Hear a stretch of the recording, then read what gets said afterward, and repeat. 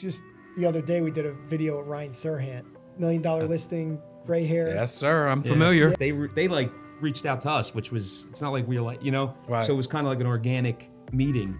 But yeah. I saw that video too. Yeah, we were just talking about how we would never have in a million years thought that we'd be making a video, not per se with him, but just like to start spreading out like that. I guess it resonates with everybody when you're doing something that you just like to do for fun, where you're not getting paid, but you're just doing it because it fulfills something, and just like the love of editing. And so I don't know, it's weird, but we're just going with the flow.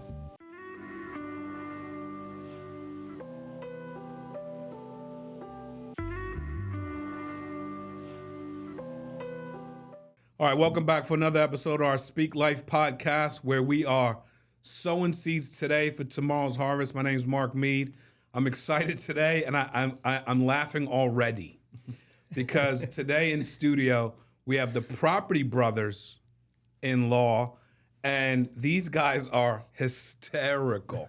Right out of Morris County, they're servicing the community around them in the real estate sector. I got Michael Redden and Ryan Poliento.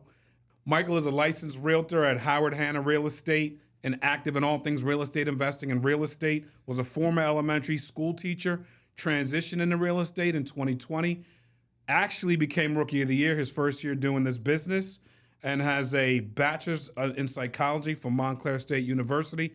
Last year did over $12 million in sales with 25 units. It's pretty stellar numbers.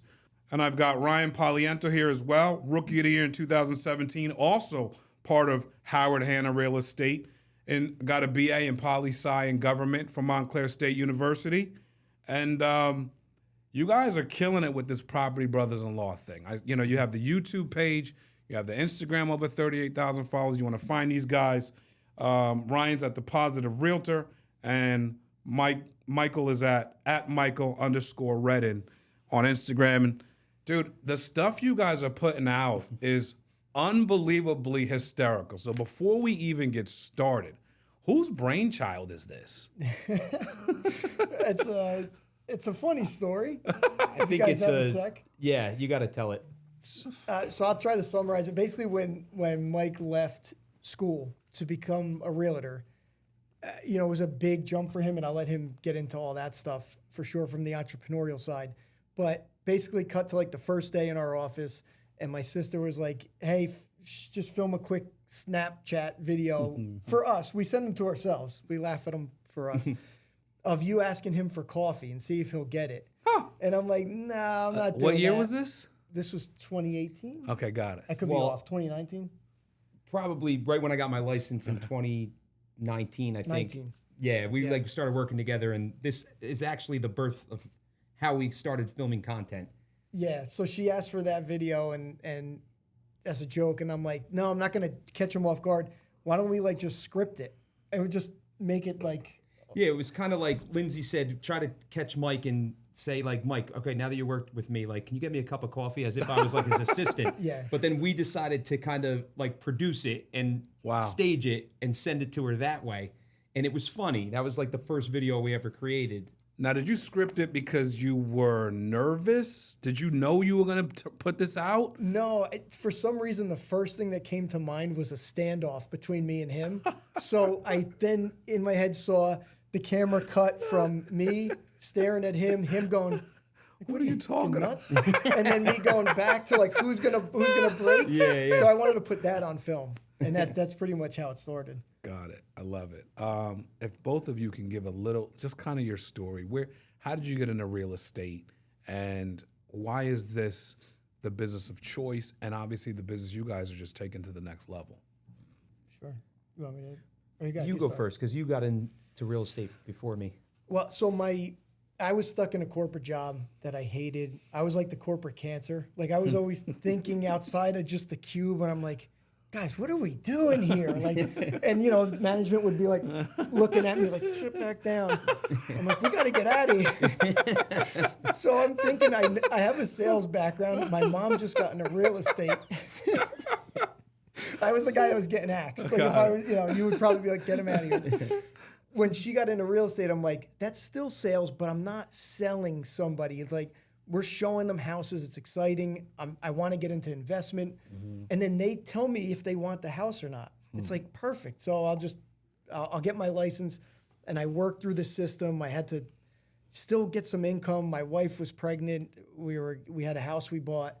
Eventually I took the leap into real estate and then took off from there. That was back in 2015. Okay. So 2015, you got in real estate. Yeah. Got it. Okay. Yeah. And then Mike, a about few you, years Mike? later, we met up. But Yeah, I think I met Lindsay, his sister, in 20. I shouldn't get this wrong, but 2014.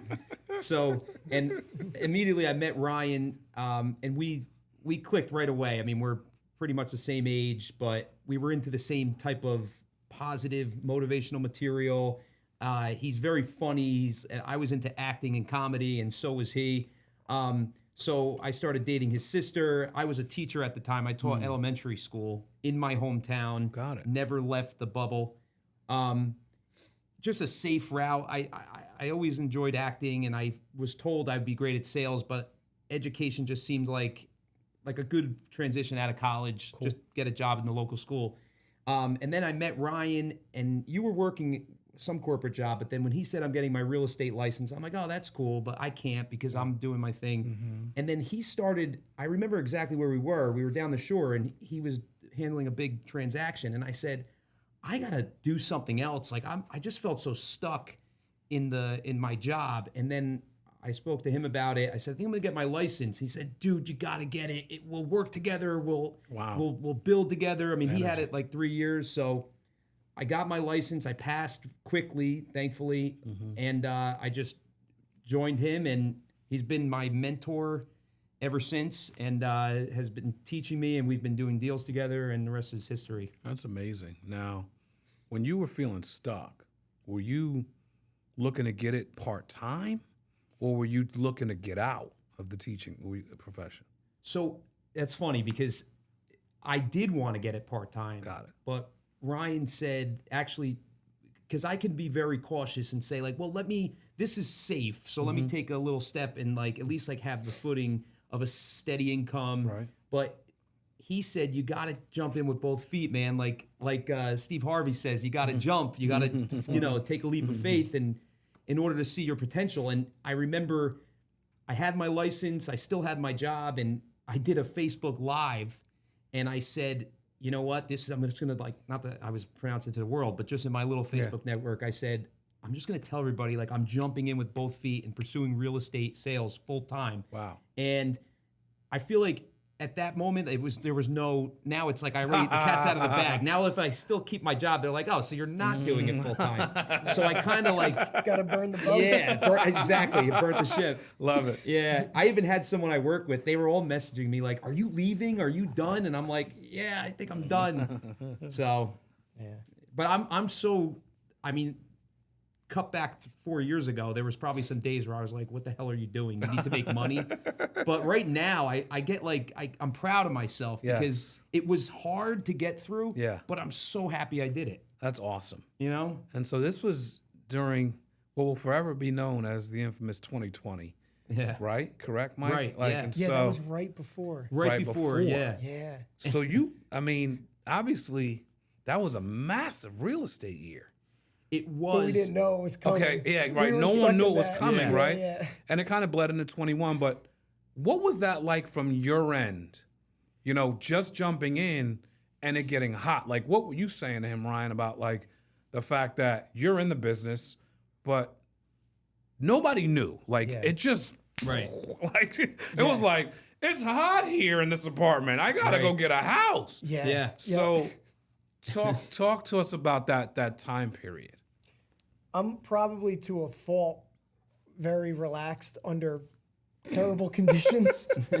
Like I remember walking out of our office and like glancing over and there was a financial advisement company and all I saw on that thing was like stocks plummeting, houses are going to drop, everything's going to shit. And I'm like, all right, well, I guess we'll have to pivot out of real estate. We'll do something else. Meanwhile, I'm in his ear going, I need to make money. Like, I have no income. And I remember they weren't even letting people in houses at one point. So it was like, well, what do we do? And my only advice is like, don't worry about it. It'll be fine. And we were engaged, and I was living at his parents' house. So I just felt like a total loser. But yeah. You gotta persist. You really gotta just. I feel like persist. You have to. I caught him once, like with the noose tied. Yeah. Like he was gonna. There were times though where I've been like, right, I have to make money, and you were like, don't worry, it's gonna happen. I'm like, yeah, but I have to make money. Like, you can't just say like that'll happen. Like, like I have no money, I have no income, and you're like, don't worry about But it. we steadily came to the office every day, no matter what. Even if they said you're not supposed to, we just would come in and we would brainstorm, and that's kind of where the video started really taking off too. Yeah. I see. We would make calls because people were stuck home, so you know you can catch them, and people were still on the fence. Where am I going to go? Then as it started ramping up, fortunately, the videos now thinking about it took our minds off of Oh, totally. That's pretty awesome. freaking out. Yeah. Wow. And I have to say that because there was a lull and we had some time, like we were calling and I was trying to connect with as many people. And fortunately for him, I was there when he was on the phone with his clients and he was taking clients out. So I had a really great opportunity with Ryan because I was following him around, hearing the conversations, understanding the process. But we also spent some time creating content, which allowed me to kind of be more well-known in my small community and like network, like, as a realtor, because there's so many. So it kind of allowed me to stick out a little bit. Got it. And so that time, as prices were going through the roof and sales were going through the roof, how did you guys start to feel that? Like all the work you were putting in, the calls that you were making, was some of that coming back to you? For sure. Absolutely. Yeah. Sorry, Ryan, let me know if I remember calling, somebody said, I have a friend who has been trying to get a house, but their realtor is not, I don't know, they're not wanting to take them out. So I called the woman and she said, about that? yeah, the lady that, and I feel for her, but because I don't know anything about her health condition or whatnot, but she said she doesn't want to go inside the houses. Like she was afraid because of COVID and whatnot. So I was like, I'll take you inside the houses. I'll lay on the floor and you can step on my back. I don't care. I'll do whatever you want me to do. I'll break the window. But so that was like an easy, then I'm like, wow, there's probably a lot of people that are still in That aha moment. We'll be honest with you. We were always like, we're not afraid. Like we were healthy guys and we're very like, We were living. yeah, we needed to. We had to Right, work. sure, I mean, absolutely. regardless of what was being implemented. Understood. But that was something that I wanted to try to work with as many people as possible. Makes sense. And and he was influential in motivating me to do that. Got it. Nice. And so you guys started creating content. You got the Property Brothers-in-Law on YouTube. You got the Property Brothers-in-Law on Instagram. And the Instagram content is hysterical. When you guys are putting this stuff together, and I'm sure you now have a posting schedule and like ideas around stuff, making fun of the market or this, that, and the third. I saw one video where you guys were talking about, the real estate, the guy who got shot. I don't know if he got shot, but the guy who takes the bullet to the chest attack. and lays down. Yeah, it was a heart yeah. attack. Yeah, It looked like you took a straight bullet. It's true. Yeah. Yeah, that's it. And you come in as the doctor. I mean, it's hysterical stuff. Yeah. You guys, and you said that was like your first video that went viral. Yeah. Yeah, that one blew up. So what does this look like on a day-to-day? Because I can imagine. I saw the stuff and was like, I got to work with these guys. Like, where have these guys been? Yeah. And so you guys are blowing up on Instagram and inside of a local community. It ain't that hard to get eyeballs on this stuff with how funny it is. And so what does that now look like for you guys, 2, 3, 4 years later after starting this and just, being out there and having fun with it? It attracted, just the other day we did a video with Ryan Serhant. $1 million listing, gray hair. Yes, sir. I'm familiar. Yeah, I'm very familiar. I Yeah. watched most of those episodes. And they reached, I could say this, they like reached out to us, which was, it's not like we were like, Right. so it was kind of like an organic meeting. But yeah. I saw that video too. Yeah, we were just talking about how we would never have in a million years thought that we'd be making a video, not per se with him, but just like to start spreading out like that, where That's crazy. people all over are even watching them. Even Yeah, sitting here with talking with you, you, of like course. this is We don't think we'd my have tail's anything wagging. of You can't interest see it. to say, or for viewers to hear. But I guess everybody. I guess it resonates with everybody when you're doing something that you just like to do Love, for yeah, fun, where absolutely. you're not getting paid, but you're just doing it Yeah. because it fulfills something. We were just talking to Sebastian about that, and just like the love of editing, and we would edit these videos at night. 2 a.m. we'd be at his apartment, bloodshot eyes. We're like, "Yo, check this out, it's done." We'd watch it another 10 times, and then go home and get to Yeah. work the next day. So I don't know, it's weird, but we're just going with the flow. And it's got to be attracting not just buyers, but respective like your peers. Well, I think that's got to probably be more the draw, right? Like your peers have got to be saying, why not these guys? I mean, Ryan Serhant essentially is a peer. Yeah. Oh yeah. And he's saying, why not these guys? Yeah. Not only why not, bring them in. right. Yeah, That's crazy. that's true. It's the time and the culture we live in with. I think now any professional can now, I don't know the word, but like let their hair down a little bit and be more authentic. Because I think I was nervous, and Ryan's really good at kind of like saying, just do. He does. He's a pusher, and me coming from a teaching background where you're supposed to be this perfect citizen, I'm always afraid to like put out content where it's, maybe it don't show me in the best light. But now I'm like, it's like I see the power in just being very authentic and down. just being yourself, because he says all the time, like, you spend a lot of time with your realtor when you're selling your house or buying a house. You talk to them on the phone, you see them in person. We all pretty much do more or less the same thing. If you follow the transaction, there's steps that you have to follow to get the home to sale or purchase. But you spend a lot of time with them, so you might as well be with someone that you enjoy, that's funny, that you get along with, that you can relate to. That's great. So, because we are friendly, funny realtors, I feel like that's like important. We're not think like so. I think that's people amazing. that think we're bigger than we are. Like we love people, we love helping people, but we also like to have a good time. That's awesome. Yeah. When you think about the market and you think about real estate in multiple different areas, right? I've seen, and I came from the mortgage business, so I know your world pretty well. Yeah. I got out probably 10 years ago, maybe even a little longer. So I haven't been that in it, but once you're in it, you're in it. You have blood in the like the business, mafia. and I was in there for 8 years. Yeah. And so I did real estate investing. I did this, I did that, but I think of realtors sometimes like there's some realtors that are like too good for certain things. I've seen that.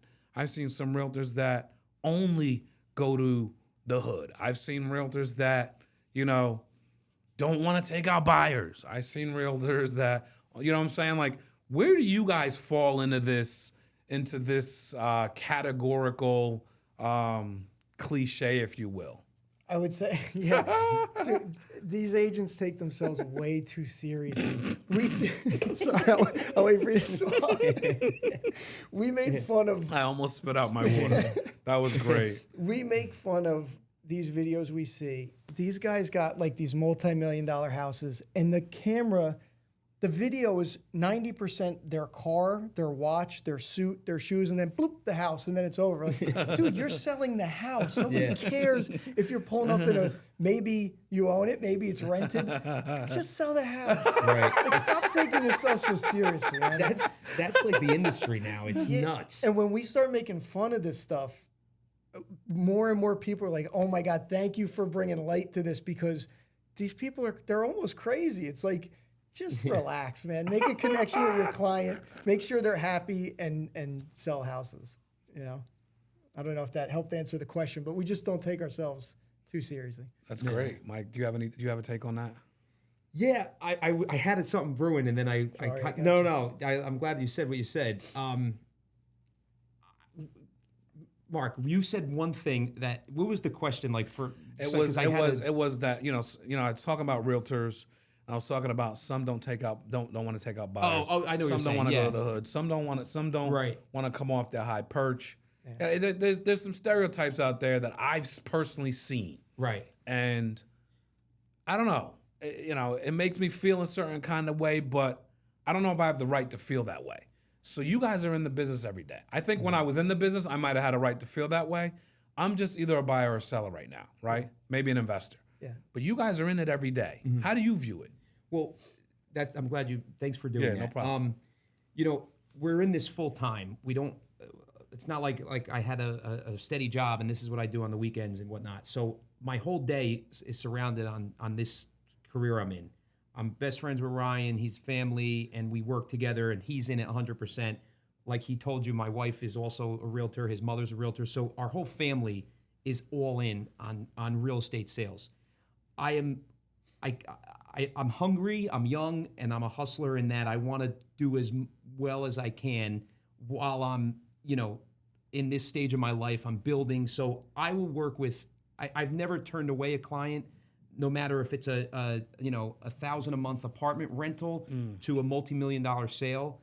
I still present myself as I would present the multi-million-dollar sale to the rental, because I think it's important not only for the experience to, work with all different types of buyers and sellers, but makes you more human. And I really do, at my core, enjoy helping people's lives get better. Like because maybe that person can't afford to purchase a home, but the apartment that they're going to raise their kids in, or that they need to get out of a situation, which I've dealt with, is so important to them that it's kind of like, I want to show up for every single person. And I know Ryan does the exact same thing because he's my mentor and he kind of taught me that. So I would never turn away a client, because it's a missed opportunity to connect with another human, which who knows what you can learn or where that could lead. That's refreshing. Yeah. I don't even know where the hell that came from. That's great. It came from your heart. I just blacked out. What did I just say? It came from your heart. It couldn't come from anywhere else. No, it's seriously, the I truth. felt that in my heart. Like, that's amazing. It's the truth. It's important what we do, because I know that people make fun of it, but you are becoming a major part of someone's story. You can change the trajectory of their whole life by getting them a place to live, or removing them from a situation, starting a new life path. We are kind of instrumental in doing that, because, and I'm sorry, let me cut me off as whatever, but I feel like, yes, we do some basic things. We open doors, we call and whatnot, but like sometimes we're really involved with helping someone find a buyer or get a location. And not that we're doing something bad, but just putting our heart into the deal. And then when you see it come to close, it's like, wow, I can't believe that this happened, and I was instrumental in that. That's amazing. And yeah, same thing with what you're doing. We're all part of this like big story that, helping people. Yeah, 100%. I was in the mortgage business. I never felt the way you just felt. Like, I never felt that way. We were financing stuff. I started a subprime lender. So I felt like I more tore the country apart than I helped it. I remember calling people after everything went down and saying, hey, man, do you want a loan mod? And I'm like, I can't even talk to these people. I'm like, I didn't even know I was 20-something years old. I didn't even know what I was doing. Right? And so to hear you say that, it's awesome. I feel that in the life insurance business. I never felt that doing mortgages. So to hear it on the reverse side in the same industry from the real estate side, which makes a lot of sense to me, but it's still awesomely refreshing to hear. So thank you for sharing that. Oh, of course. When you guys think about the challenges and the fluctuations in the market, I mean, it feels like if something goes left, the real estate market is getting attacked, or the interest rates go up, and now this or now that, or a law needs to go off. Like, how do you feel? And we'll get into NRA stuff, but how do you feel inside the business every single day? But like, what may feel like dry seasons at times, or slowed down seasons, but then you have these hot seasons. Like, how do you make sense of the hot and cold fluctuations in the business? I think, first I just want to jump real quick to say that that's the kind of stuff Mike teaches me, that sincere, from the heart, connecting with people, networking. If I'm mentoring him in real estate, he's the mentor for me with that That's and awesome. making these deep connections, which he summed it up with that. But Thanks, brother. when we started, I remember saying to him, like, you become the desperate agent who's now has malintent because they just want to sell a house Right. when you're not managing your money right. Right. You know, when you're getting that check and then you're blowing it on vacation or whatever you're doing. Mm-hmm. So I was like, we need to invest in real estate and have passive That's income strong. coming in. Yeah. And then when we go and meet with somebody, they don't feel that desperation Sure. and they're like, this guy's just trying to get a quick sale. Right. So that's helped That's us to just be solid and Yeah. steady. And I always say to clients, I don't care if you buy this house or another house, whatever you feel comfortable in is what we want to get you. And I think they feel that. Well, on that note, right, because that's your perspective, right? And so I want you to share to like people in the real estate business, like title companies get affected, real estate attorneys get affected, mortgage brokers get affected, realtors get affected, people who are kind of in the deal sometimes get affected. Underwriters get laid off. I love the answer. Is that your answer to any realtor or anybody in the business to kind of level things out? Obviously, managing your finances, but you said investing in real estate, which kind of, it almost feels like, when you said that, I felt like I was on a beach. Yeah. Because it was like, that was just like, wow, real Yeah. mellow. Talk a little about that, Ryan, about, go a little deeper there for us and how that could be maybe advantageous to somebody in your shoes that never saw it the way you just said it so easily. Well, no, I mean, you gotta look for the opportunity in every situation. And sadly, a majority of people, their emotions are swayed by, like you said, if something goes left, all of a sudden that's devastating to me too. And they don't even know why. It's like, no, there's always an opportunity. So when it ebbs and flows, that may be a great time on a downturn to take the money that you've saved. And I have a rule, I always put a certain percentage away to invest Good. and a certain percentage for taxes and then live off the rest. And so I'll then go to that chunk and go, okay, now may be the time to buy. And we're privy, not in a bad way, but we're privy to information pertaining to the market we're in. Right, So sure. if somebody wants to sell and you offer them a number and you have to be honest though and say, if we put it on the market, you can get X. I'm willing to offer you this if you want to just make it a quick, clean deal. And they say yes, then you buy that and Yeah. rent it. And And Ryan's also you ever hear these stories about someone who bought a pen on Amazon and turned it into like a trailer or something? That was a bad example, but something that like Ryan has done that with buying, multifamilies in Newark and being a landlord, then selling it, buying another property, selling it. Now he owns a building, a 27-unit building. So and I've watched him do that, and now I'm kind of trying to do the same thing with, investing in multifamily or in commercial real estate. So I feel like he and then I don't feel as nervous if we do have a lull in the market or if there is a downturn, because at least I have something steady. But there's also, mindset is also huge in real estate.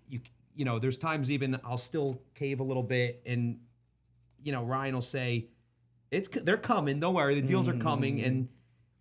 And I still try to just give as much value as I can to people in the meantime. Like I'll still, talk to my clients, strengthen those relationships, and not because I know they're eventually going to call me to buy or sell, but just to be more connected. I think whenever there's a downturn, you can always do that. And real quick, we were talking before about faking it till you make it. Huh. I remember the guy whose building we bought, and it was in 21 when commercial buildings looked like they were just going to be destroyed and nobody wanted retail, everybody's online.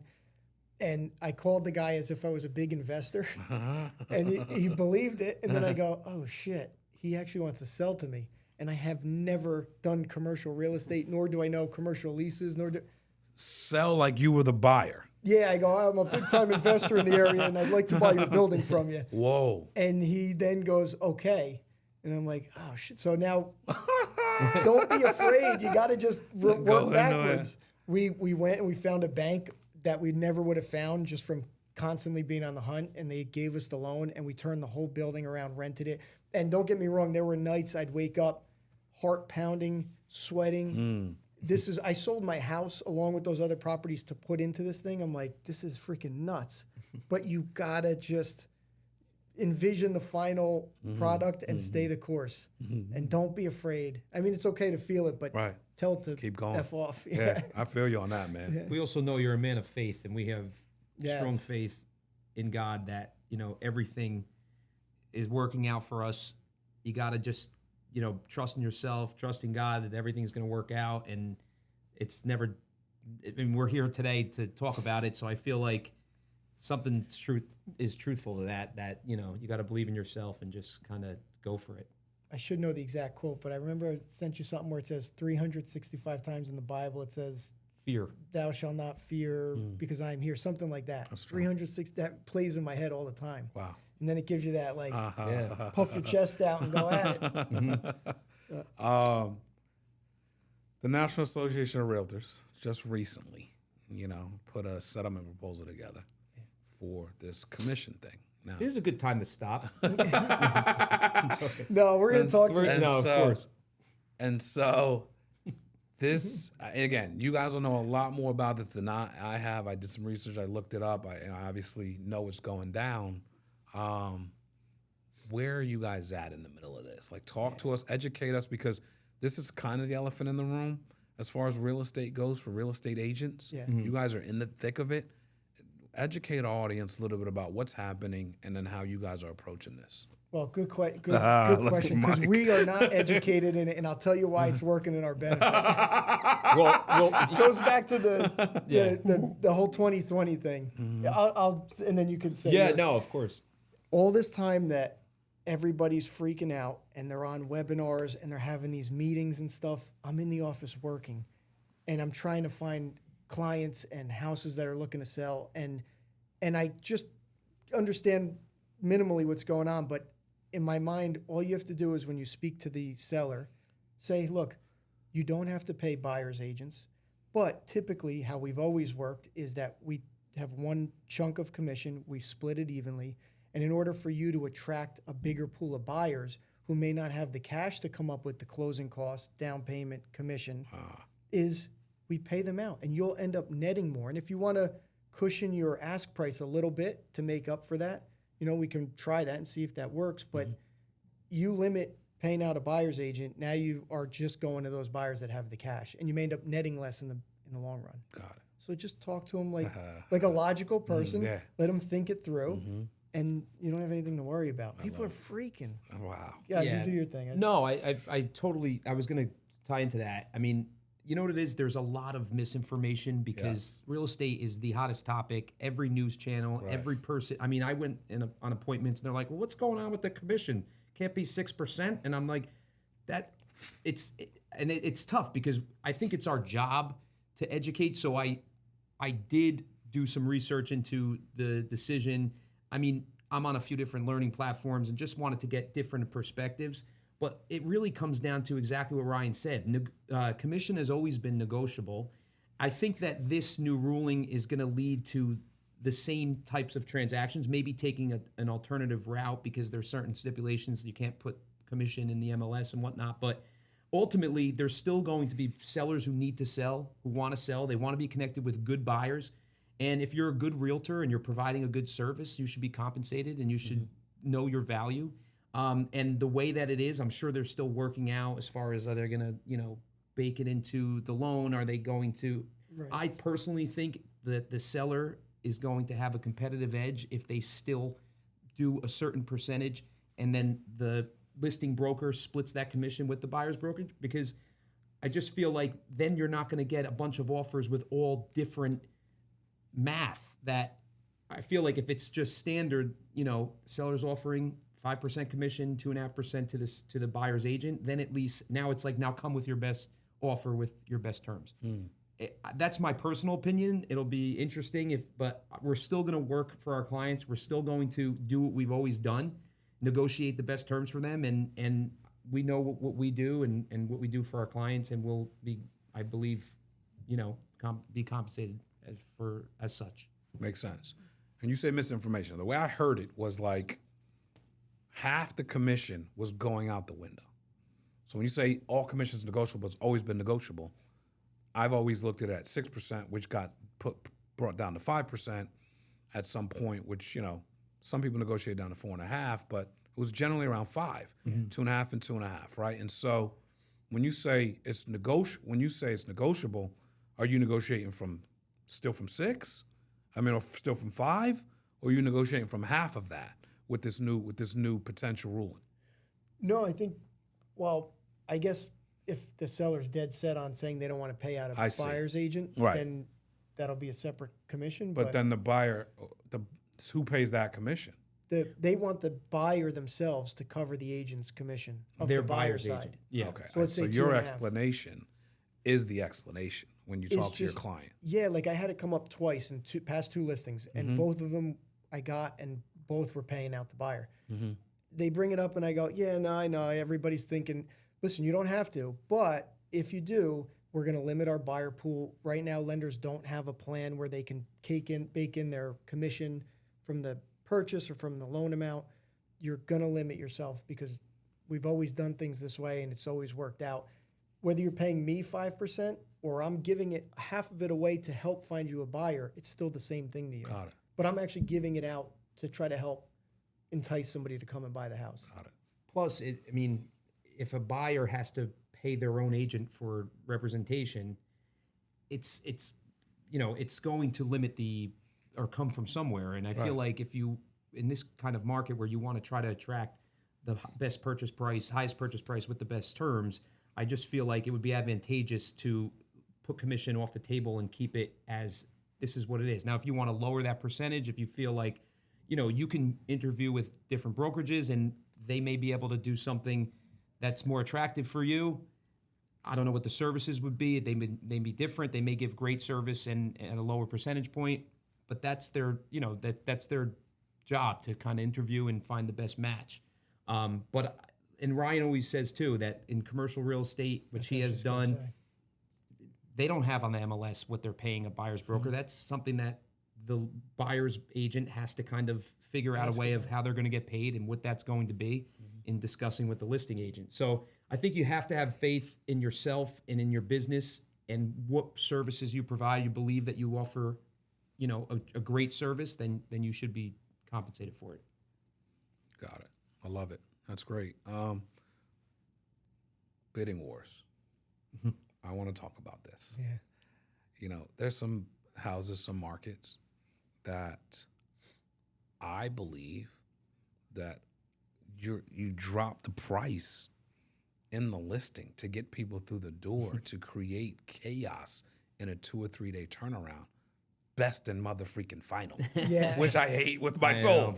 Oh, yeah. Now, It's normal now. it's normal. So again, I got out of the business in 2012. Yeah. I don't remember that. Yeah, it was always It go offer a little less. Right. And now, again, the markets can do what markets can do, but how does this work? When from a mortgage standpoint, it's always been the appraisal. It's got to appraise out. It's got to appraise out. Now, what we can say all cash. How much of that are you seeing all cash? And then, in a mortgage transaction, where the offer is $100,000, $200,000 above ask, or $75,000 above ask, how are those deals getting done? I think it's the cash deals that are setting the bar in terms of comps, where you don't have to worry about appraisal and mortgage, because that happened big time in 21. Got it. I mean, people were crying the blues, and then all of a sudden there's 8 million people coming in. I'm all cash. I'll go 200 over. I'll go a million over. They adjusted. Yeah, it's like, well, where are you getting this cash from? And when those started to set the bar, then, you have those comps, but you tell the seller, like, let's list 50,000 under, because everybody can go on Zillow and see all these other neighboring homes sold more, and that'll draw the multiple offer situation.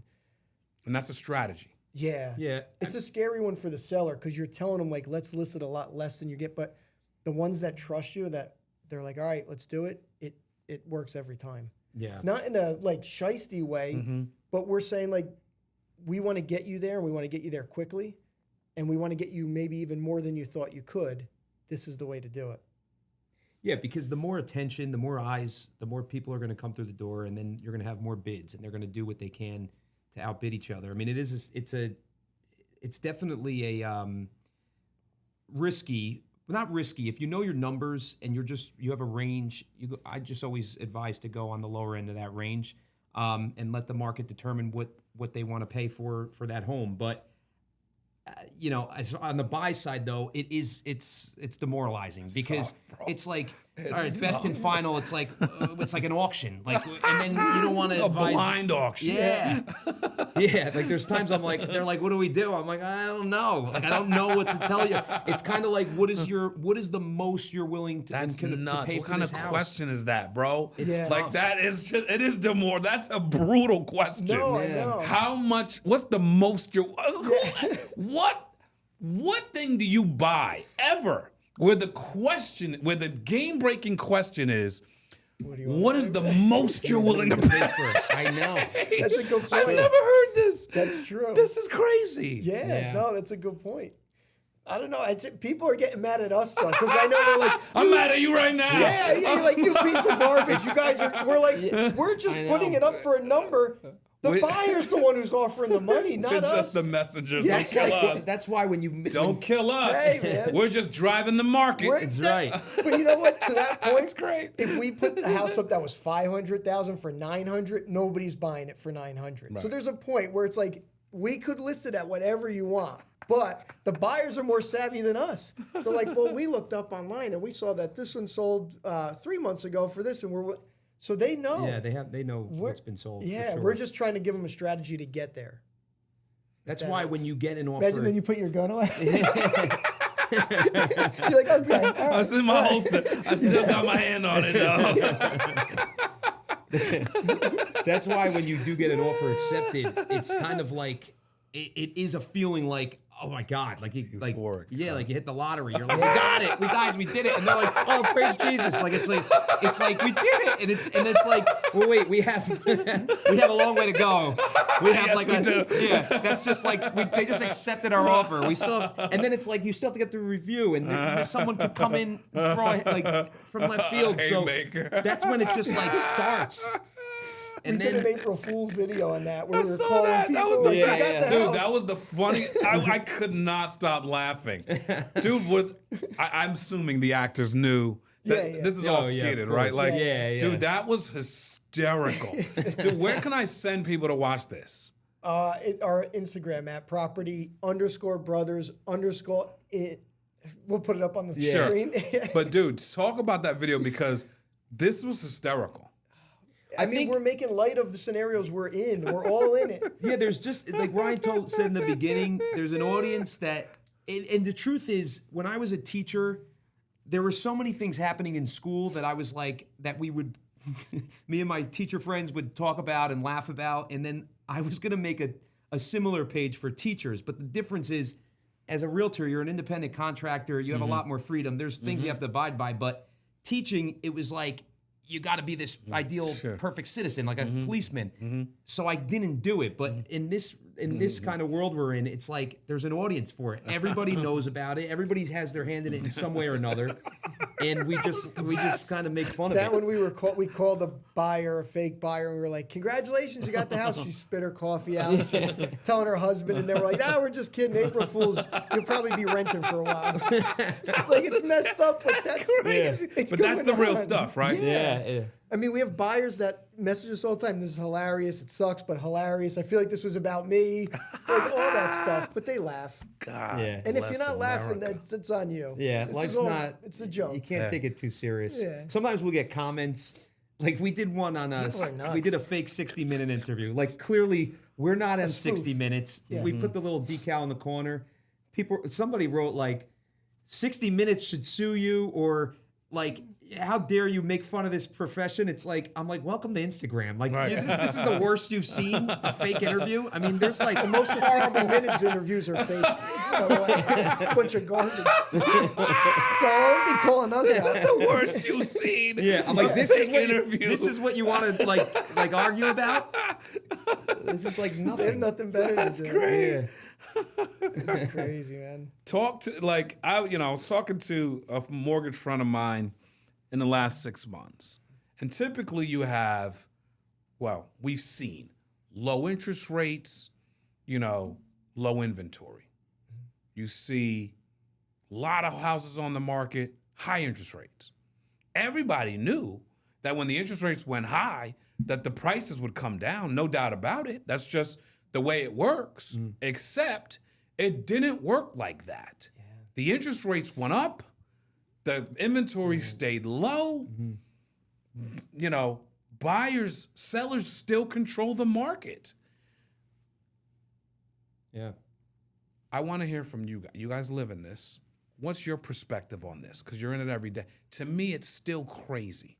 Like, I can't even still imagine that inventory's so low, which is creating house prices to still be, you know, chief amongst us. But I want to hear from you guys. I guess I'm actually closing on the house tomorrow. Literally. You? Yeah, me personally. Wow.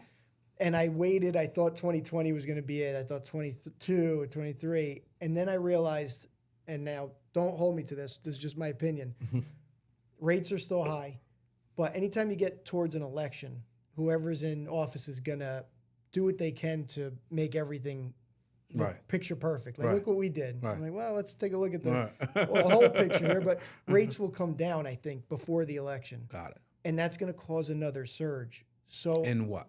In the buyers coming out of the woodwork. They're already out. Because I feel like they think now is a good time where people are pulled back because the rates are high.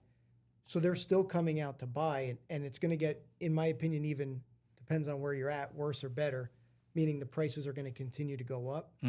I follow Grant Cardone, big real estate investor. Absolutely. He said 2020, where normally 18 or 19 should have been the drop, the 10-year cycles.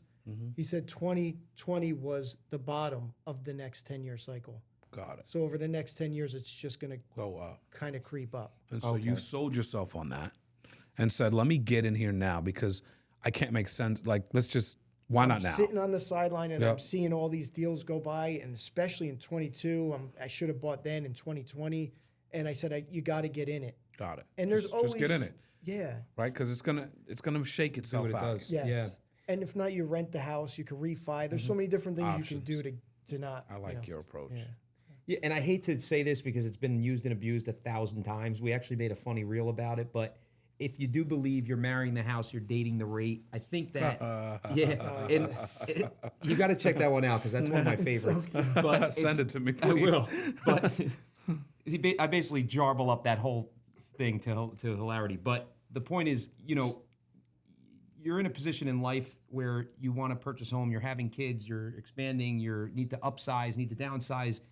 The rate is the rate, and it shouldn't limit you. I feel like if you find a house you love, you should, and you're able to purchase it, the rate's going to fluctuate. Hopefully they come down and then you can refinance. If they go up, you're still in a good position because at least you got it at the lower end before it rose. So it's tough, and I feel for people because everybody was kind of, they're seeing through rose-colored glasses with what happened a few years ago where the rates were at 2.8 and now, and I don't really see them ever going to that point again. I could be wrong. They may come down a little bit more, but I feel like those days are kind of over. You got to just pull the trigger, and when you find something you truly love, don't hold back. Makes sense. I agree. I like that approach. It's very similar approach that you kind of, if you're in and you find something you love, go for it because you're going to be able to work it out, right? You're going to be able to work it out somewhere. Oh. Right. There's always something you can do. When you guys are you more on the buy side or the sell side? For me, it's like Listings. 50-50. Yeah, I think it's been pretty split. It depends. Like right now, I have a lot of buyers, and listings are coming up, but it shifts. There's times where I have like 7 listings at once and no buyers, then sometimes the tide changes. Got it. But I think it's important to be able to work with both. Ryan has been involved in commercial real estate, and I'm kind of dabbling into it more and more, leasing office space and whatnot. And I kind of like that. That's like another world that I'm exploring, getting more comfortable with, because I think that's lucrative, and also it's just good to expand your knowledge in that kind of arena. Got it. What is your approach when you're going to go get a listing? How do you because you're competing? Yeah. Right. Yeah. You're competing. Like you never like feel like you're not competing, right? Yeah. Like, Yeah. and Usually if you always say- feel like you are, you're like, where's the camera? Who's pranking me? Yeah, yeah. I'm like, how am I gonna, you know what I'm saying? Yeah. Yeah. But right, like, so you feel like you're competing, right? You're going in to compete. What is your mindset around that? How do you approach getting a listing? Very unprofessionally. It's the most unorthodox. Like, everybody's pushing listing presentations. I don't know if what we're doing is correct, but it seems to work well. Yeah. We'll just like have a conversation with them, and of course, it sounds like we may not know what we're doing in that sense, but we know the data and the numbers and comps and all that stuff, and all that stuff is buttoned up. But when we go in, we don't go in with this big presentation. We just sit down, have a conversation, make a connection with the person. Yeah. And then I always say that line is like, look, you're going to have 50 other agents tell you they're marketing your house. Nobody's marketing your house any different. They put it on the MLS, and then it goes out to all these websites, and don't let them tell you otherwise, because they're really not doing anything different. So you have to like the person you're going to be dealing with for 3 months, let's say, and somebody that you trust that isn't hiding offers from you, trying to get their own buyers in there. Because I could name, well, I would never do it, but I could name a bunch of people that do that, and the sellers don't even know, and it drives you nuts because you're like, how'd you hire that person? All they do is look out for themselves. But you can't say that to them. Right. Yeah. But you can allude to just like make sure you trust the agent you're working with. I actually have my clients, I put their emails in the remarks section. I say email offers directly to the seller. And I'll be copied on it, but at least they know Right. everything that's coming Strong. in. Because I've been in the buyer side where they're definitely didn't present my offer. There's no way. That's crazy. And then you see the house close 100,000 less than you offered, Wow. and you're like, ooh, I know what you did. And they represented both Oh sides. God. Yeah. It's crazy. I always think I try to provide value as much as possible with not looking to get a return. Meaning, if I'm in a listing presentation, if there's a way I can, if something comes up where I could say, oh, I know an interior designer I could set you up with, or but that's separate. I do want to say that I was in a listing presentation yesterday and saying, like, meaning I went to an expired listing who I know that a ton of people were calling them, and I wound up getting in the door just because I listened to the seller. She was turned off about a previous brokerage that she listed with, and she was turned off about realtors in general. And I just tried to be myself and human and kind of relate and talk to her a little. But in the actual home, I actually was like, oh, I didn't bring anything on our company. I didn't bring any business cards. I was like a disaster That's the way to yesterday. do it. And I just was like, shit, what am I doing? Like, I showed up here. I have nothing on me except a book and a pen. And I was like, and then within the first 5 minutes, we were laughing because I don't think that's what sellers want. I don't think they want to hear like your resume and all the, we're going to put ads here, and we're going to target advertise, and we're going to do, it's like, you have to show who you are. You're authentic, you're honest, you're caring, you're going to handle it professionally, and that you get along, and you're, you're, I guess, likable in a way, like that you can connect with them outside of a business transaction on a human level, Love it. Yeah. Couple things, because if we talk about Ryan Serhant, I mean, he's putting on legendary costumes to sell homes. And this is TV, so I don't, it's TV. Yeah. But if I go to the LA show as well, Los Angeles, what's the guy? What's the big guy? Josh Altman. Josh Yes. Altman, and Tracy Tudor. They're not just pressing a button, Yeah. No. right, and saying, hey, it's on all these listings. They're doing a lot to show you that, hey, not only did we win the bid, we're going to do this stuff for you. Sure. It is TV. So y'all will know better than I would. Is that just for TV, or is that because of the size of market that they're in? And is that too far fetched for your median home price? Let's just say in New Jersey. I think that's a big part of it. I was thinking about price point, because when you have a commission bucket of $300,000 to work with, and you're competing against other big time agents, you need to reinvest that money back Sure. into getting the listing. So Got it. definitely, when you're working on a, median house sale, and you don't, and then you take taxes out, you don't find many other agents putting on these Right. spectacular events, catering them with Oh, Wagyu yeah. beef Yeah, steak sliders. at a $400,000 townhouse. Yeah. They're not even looking up at you when you walk in. You're like, yeah, go ahead. Like, I'm on the phone. There's no water. There's not even water. Yeah. So you're not dealing with that. They don't even want to give you shoe covers if it's raining. Yeah. These guys aren't putting money into the advertising. I can't handle this. That's what it It's is. fine. It's a great answer. So, all right. So, yeah, I mean, so obviously when they have that kind of budget to work with, it's obviously more, they can put more back into it. But what is the median house price in New Jersey? It used to be like the 550 range, 500. Now I'm feeling it's going to 7 to 8. Yeah. That's crazy. And then the 5 is like the, small townhouse. Initial, like Actually, starter even home. 550. Starter home is now 550. Yeah. Yeah. Jesus. But the starter home even is the 7 and up Really? range. It's nuts. So when you think about, I feel like buying a house is like a rite of passage, kind of like marriage. If we think about the baby boomers and the real estate boom and just where it all started, like in the 60s and 70s, and like that was like a thing. Like we're gonna own property. Oh yeah. You know what I'm saying? And getting married, having children, buying a home. I felt like those three things were some of the most celebratory, but some of the most stressful things in your life, right? But still like rites of passage. Maybe not for everybody, but a large portion of the population felt that way. And so I talk to people today that are 27, 30, 32, that don't feel like they can get into the housing market because of everything we've talked about today. How do you guys feel about that? And can you do anything from your vantage point to help someone feel easier about that?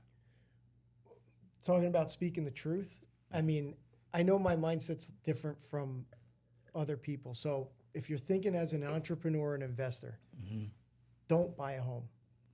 Rent. And people go, but I'm throwing money away. But unless you can buy that home for a very small down payment, the reason behind all that is holding on to your cash to invest into something that's going to put your cash to work. So the American dream was, buy the house, put 20% into the house. That's money that you could have invested into some kind of passive income stream, where I'm seeing more and more people with that mindset rent. The house I'm buying to fix up and resell, but I'm going to rent. And I tell people sometimes they just don't want to hear it, and I'll go, okay, no, maybe you want the house, and that's cool. If you're looking at it from that angle, I'm trying to think of how to say this, but when you buy that house, you're putting 20%, you're putting 100 and something thousand into the house. Yep. That now just sits there. Right. Now you have to upkeep that house. Something breaks, you're not getting any money from it. You're paying the mortgage company. Mortgage means till death. You're 30 years. And then when you look at what you're paying over 30 years, you're paying $900,000 for a $400,000 house. Sometimes people don't look at it like that. So in that case, from an entrepreneur standpoint, take that money, buy a business, buy a rental property, and then just use the income to live for free with rent. Right. And you don't have to worry about AC breaking, water heater breaking. Landlord's going to pay for that. Wow. If that makes sense. Yeah, of course. I mean, I think, we both grew up in nice neighborhoods. Our parents owned homes, and we had a solid kind of, we grew up in the 90s and had like the small town experience. And I think the world is so different now because we're all connected through our cell phones and, was the and good old social days media. Yeah. back then. And I feel like at the time, I'm so happy my dad bought our house, and my brothers and I grew up in a nice home, in a nice neighborhood, small town. And that was our world, like that small town. And I think now, because we're everything is so visible that now I've been scrappy. I've lived in different apartments and rented different places, and now I feel like I want to explore more. I don't want to be locked down into one town for 20 years. That's my prerogative. That, I mean, some people want the forever home, and they should have that if that's what they envision, how they envision their life. But to piggyback on what Ryan is saying, because I do have investments and they do pay steady income, bring in steady income, and I that makes me feel a lot better knowing my money's working for me instead of just me putting the money in where I'm living. My wife and I have lived in 1-bedroom apartments with family, like, and the truth is you don't really need as much space as you think you need. So, like I said, we're a bit scrappy though. Like he's put his family not in a bad position, No, I but don't they've jumped to different living situations that weren't ideal. That the family thought he was nuts, but in the long run, I mean, he was able to purchase a building, to purchase this home, and so I think you may, at this time that we're living in, you have to be a little bit scrappy if you really want to get ahead. And that, eventually I will own a home and it will be a dream home, but I think that will come in a time when I can afford it and feel that I can still have a life that's filled with other things and live in a solid location. Just to add one thing, if Steady you're location. saying like I just want the house, there's still a workaround to doing the entrepreneurial side. Is look for something that you can add value to. You buy it at a right number, you fix it up, and then you can go to the bank and you can either cash out, refinance, or you can get an equity line. If you it's almost like you got all that money back. Now, as long as you find something to put it to work to that's higher than the interest rate you're paying on it. That's strong. So that there's a workaround. If you still want to have a steady primary residence, great. Just work the system. So it's amazing perspective coming from realtors. I know. I know. was actually But I everybody's like, realized "Buy a house, he's like, buy am a I shooting house." myself in the foot here? Yeah. But the truth is like, No, you guys aren't just residential realtors, and you're also investors, and the number one thing you want to bring, at least what I heard today, is value to the client. So Absolutely. that's what whatever it is. that Yeah. looks and sounds like, and it's going to look and sound like something different for each person. There's some people are like, dude, could we just buy the house? Yeah, yeah, Hey, yeah. could you And show I me go, some okay. freaking houses? And they should do that. And yeah. I'll gauge them. I'll go, did you ever think about buying this to rent it? And then I'll see somebody be like, what? And I go, okay, all right. Yeah, not everybody's good. Like you said, it's up to them. Right. But I'm But trying to you're put them in good You're positions. giving them an option. Yeah. So when I think about the rental market, which is also equally hot, Yeah. I mean, it's crazy. Yeah. That's also been a bone of contention from what I heard from young people, because it's like you got to come up with so much, and maybe you can shed some light on exactly what a renter is coming up with to rent a property, but they're also in competition. Yeah. So that's first off, what do they have to come up with to rent something? First month's rent, a month and a half usually is security, and then the equivalent of 1 month for commission if it's listed. And it used to be the landlord would pay. Now the buyer They pays. flipped it. Yeah.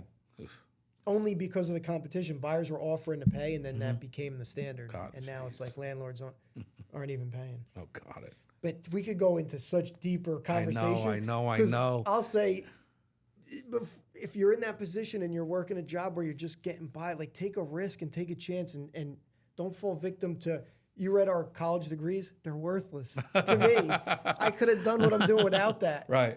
No, mine's psychology, so I kind of had to Yeah, and I don't utilize it. No, I'm kidding. But that's a whole nother thing. Is like we're sold this dream of like to get stuck in the rat race, and if you have an idea or a skill, you don't have to go those routes, and you won't have to worry about money because it'll come to you. Instead of banking on the salary. It's crazy. I don't know. No, We can go makes down sense. a different road. No, it makes sense. Sowing Seeds today, you guys have gave us a class, a course on real estate today, and even in humor, in real estate.